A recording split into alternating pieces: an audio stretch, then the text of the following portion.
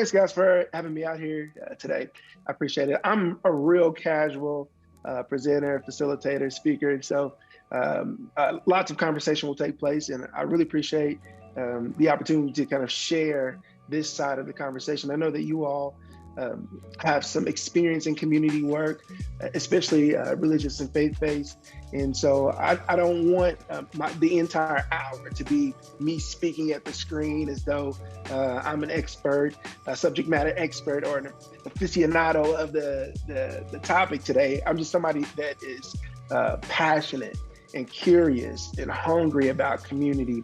And that's something that, as I share my story, you'll kind of see it unfold again and again. Again, I believe that our God is the author and the finisher, right? Meaning that he stands at the beginning and the end and knows everything in between. Whether you believe that he just knows what it is or he penned it himself, I think that having our story unfold over time, when we look back, we can see the hand of God move in all of those different places. And if you really love him, and you really trust him, and you really got faith, you can look forward and you have hope and faith that his hand will move in the same way in your life moving forward. And so I just believe, as somebody that is the beneficiary of God's love and his grace, that I can look back and I can see him covering me and protecting me and orchestrating connections and involvement and all those really cool things. And so I just want to kind of share some of those things as it pertains to how I ended up with this love and passion for community. I can't tell my story of community at all without mentioning my dad. And my dad was a guy that coached sports. He had full access to the community center down the street. He drove a school bus, which means that he knew all the kids in the community. He drove the church van, which means that he knew all the kids in the community that went to church. He was a guy that put a basketball goal up in our front yard. And anybody know, if you got a basketball goal in your yard, then you then become the center of attention for all the kids on the street. He was a guy that would open his front door, and a lot of the kids, we had a revolving door inside, in and out of our house. In fact, not only did he open up his house, he opened up his attic as well. I like to tell people that when I was in elementary school, I was a part of a group called the Juice Crew, and we were 4 or 5 guys who we had laid stake on the playground on the monkey bars. And in order for you to come and play on these particular set of monkey bars, you needed to bring us your juice from lunch. That was your access. And so we had this little crew called the Juice Crew, and people would come and they would give us their juice boxes to play on equipment. And we held our little meetings in the attic of our home, and we would go cut yards and put our money together. And when we put our money together, we had this little pot that we would use to like buy bikes for each other and buy like footballs and basketballs and baseballs. And if somebody had a flat tire, then we would pull it out of our coffee, our little Folgers tin can, and we would buy the, like, it was just this sense. I grew up with this sense of community, and my dad opening his home and us doing everything together. And I say that because there's one very distinct moment where I knew that we were so community minded that there was something that I would be a part of my entire life. My dad had this big red truck, and I told this story 100 times. And he during the summer, my dad would drive this big red truck up and down the street. And we lived out in North Tulsa in the 50s. And so this is the 51, the 50th Street, 51st, 52nd, 53rd. And my dad would start at 51st Street, and he would drive down the street. He kind of honk his horn, and everybody knew what time. It was probably going to be around probably about 1 to 2, 3 o'clock when he got off work.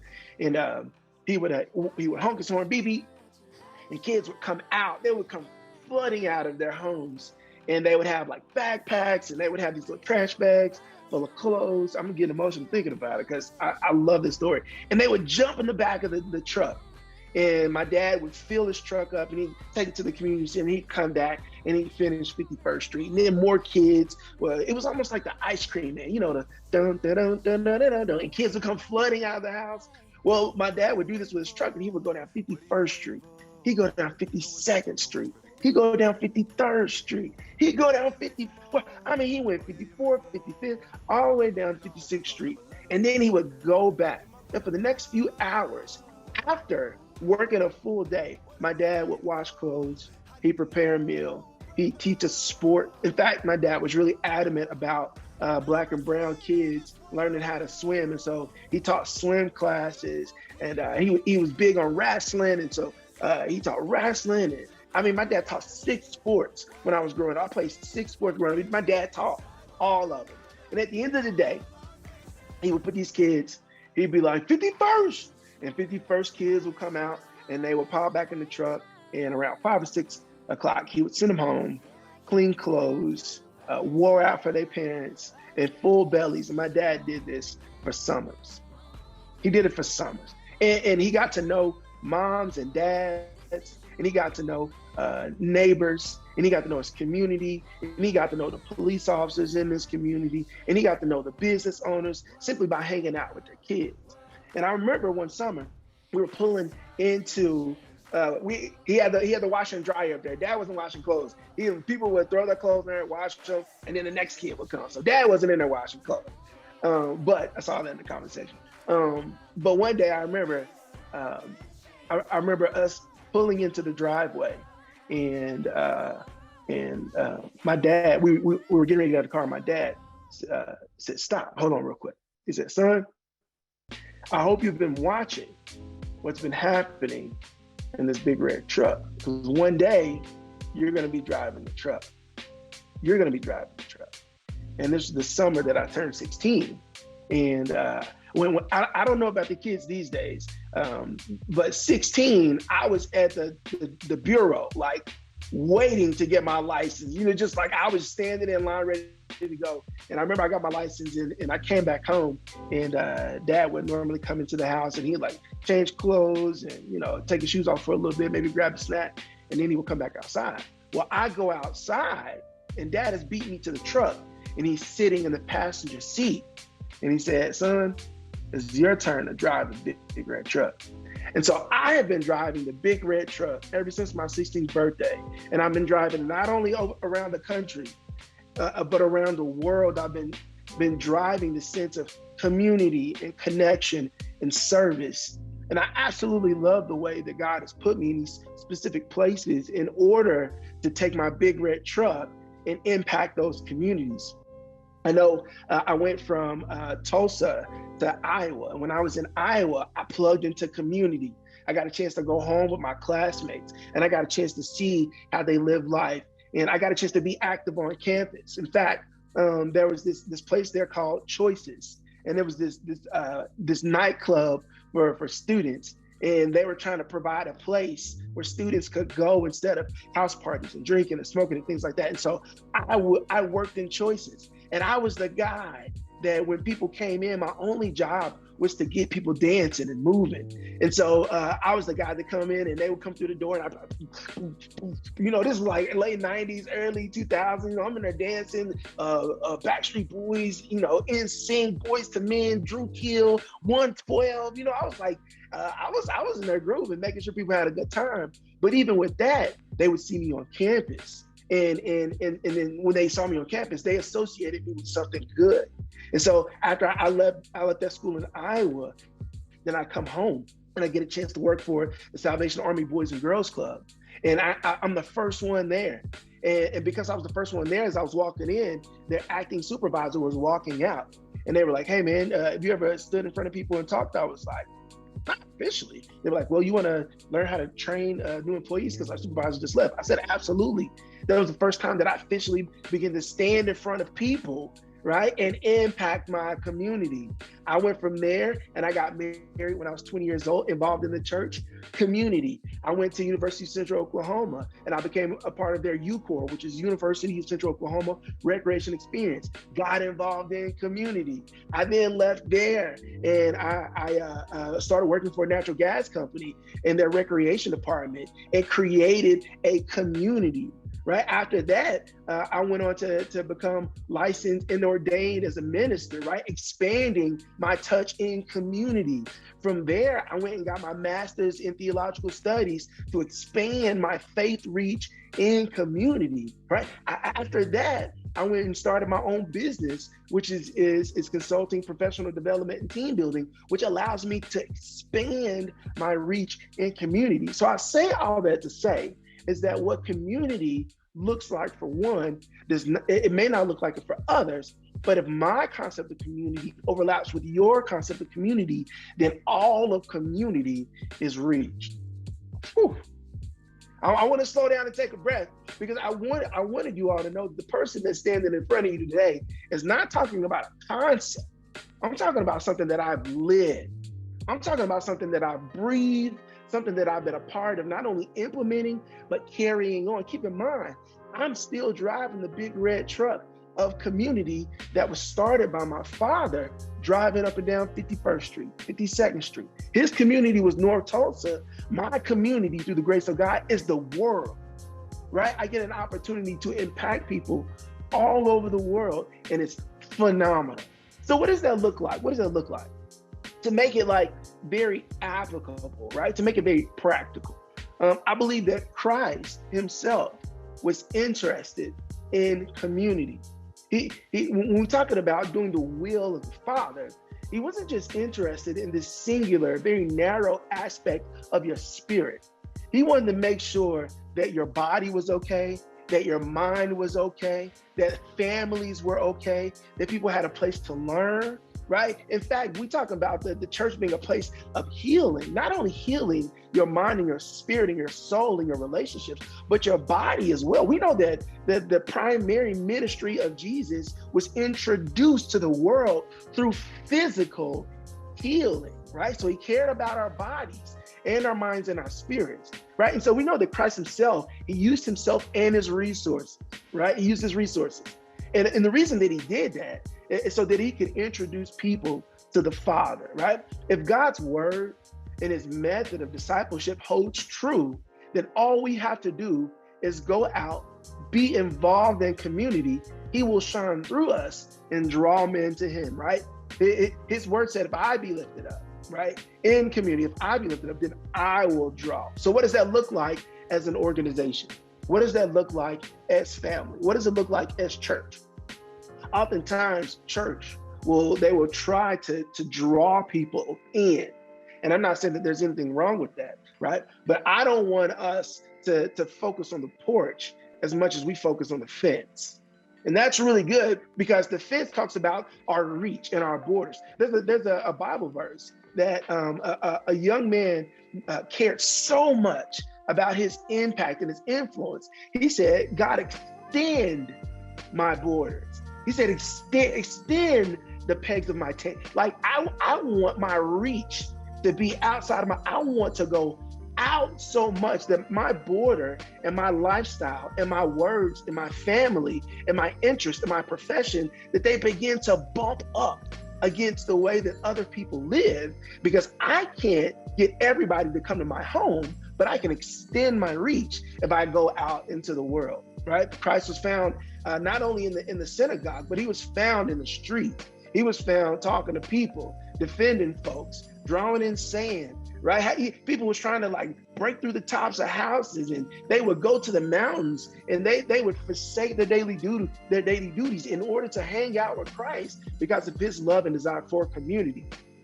So not only should we be interested in drawing people in to safe places, but we should be interested in going as well. And so what are those areas that I believe that we should be going to? Well, I've identified 7 groups of places that I believe we should be found as men of God, as people of God. We should be found active in these areas.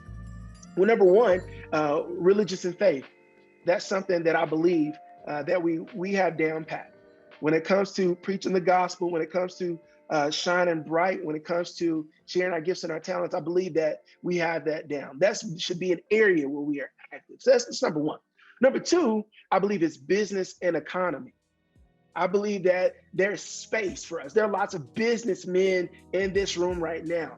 And I believe the more that we take our faith, and I'm not saying tuck it under our shirt, I'm saying wear it on our chest, or wear it on our sleeves, where people, when they rub up against us, when they get involved in what we do, they know that we're followers of Christ. And I'm not talking about hitting people over the head with the Bible. What I'm saying is if you hang around me for too long, you're gonna learn 5 things about Derrick Sier. If you hang around me for too long, if you get me to talking for too long, you're gonna come across 5 things. 1, I'm gonna talk about my beautiful wife. If you talk to me for too long, I'm gonna talk about my wife. I'm gonna talk about my kids. I'm gonna talk about my God. I'm gonna talk about mentoring, which is what I love to do by trade. And then number 5, I'm gonna talk about hugs. If you hang around me too long, you're gonna get a hug, whether it's a bro hug and we ripping up and we rocking side to side, or if I put my arms around you and our beards touch. And listen, if you hang around me for too long, whether it's fun, casual, business, family, you're gonna hear about some Jesus from Derrick Sier. And I think that's the same in business. We can shake hands and sign contracts, and we can protest and rally, but if you get me to talking too long, that Jesus is gonna come out and it's gonna be real strong. So number 1, faith. I think we got that. Number 2, business and economy. We should be active participants in economics and commerce. We should be a present and big voice on where our dollars go. Us Christians, we should be voting. Us Christians should be active in that space because we have something to say, right? That's number 2. Number 3 is entertainment. This is how I met Hetty.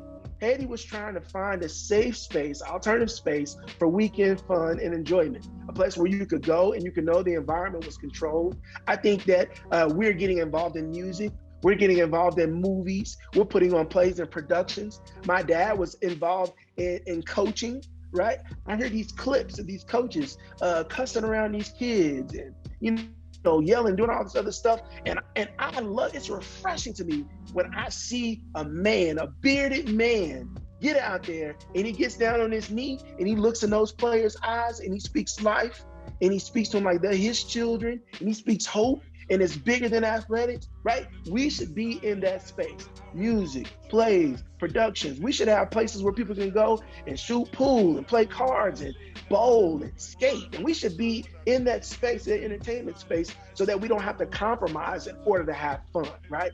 So, religious and faith communities, business and commerce, entertainment, living, when I'm talking about apartment complexes and housing additions, we should be present there. We should get to know our neighbors. I know one of the things that I love about churches that minister to their proximity is that they go to those apartment complexes and they set up opportunities to engage, whether it's food and feeding, whether it's backpacks, whether it's I know there's a church here in Oklahoma City that has a basketball goal in the back of their school bus. And so they just pull up and they shoot hoops with people. Whatever it is, we should be in those living spaces. That's number 4. Number 5, I believe we should be in health and wellness.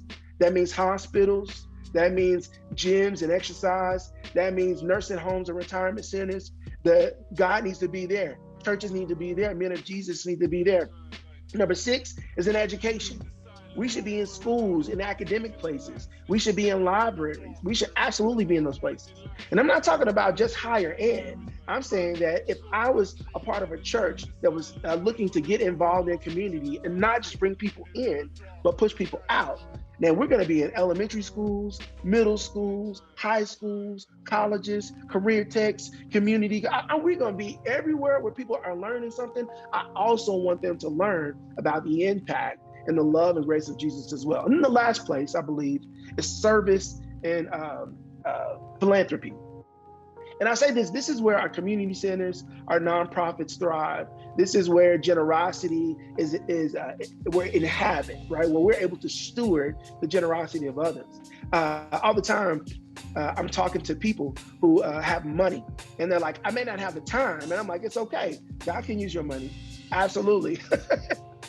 He wants your heart and he wants your time. But if you're saying you can't give that to what we're doing, then we'll also take your money, right? We'll take your connections. We'll take your resources. You can record a video and send it. We'll show it to the kids. There's so many different ways to get involved.